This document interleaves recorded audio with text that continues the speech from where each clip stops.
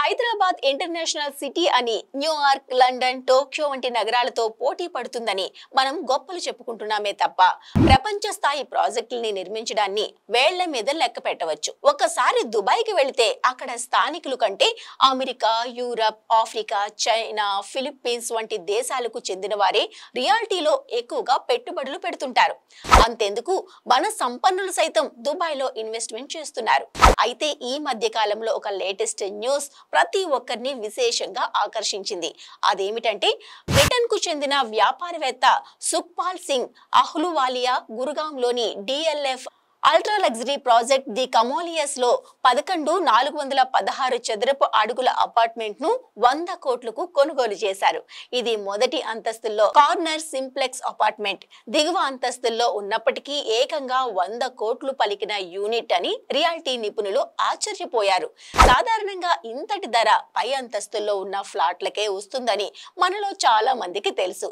కాకపోతే ఇండిపెండెంట్ ఇళ్ల కంటే లగ్జరీ కండోమినియంల కోసం NRAలు అల్ట్రా హై నెట్వర్క్ వ్యక్తుల ఆసక్తి చూపిస్తున్నారని చెప్పడానికి ఈ తాజా డీలే నిదర్శనం.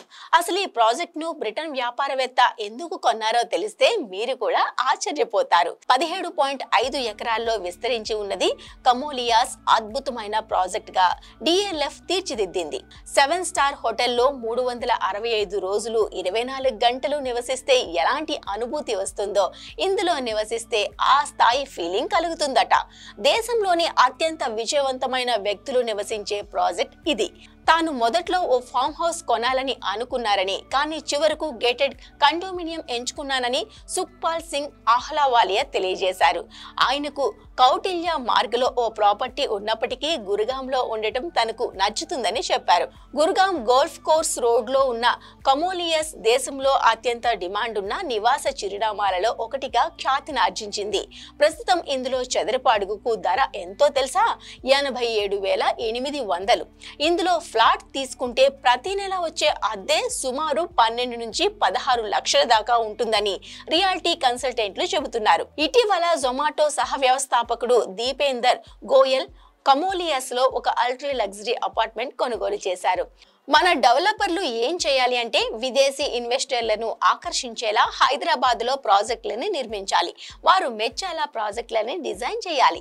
అందులో ఆధునిక సదుపాయాలు, సౌకర్యాలని డెవలప్ చేయాలి. అంతేకాదు ఆయా ప్రాజెక్ట్ గురించి దేశ విదేశాల్లో బ్రాండింగ్ చేయాలి.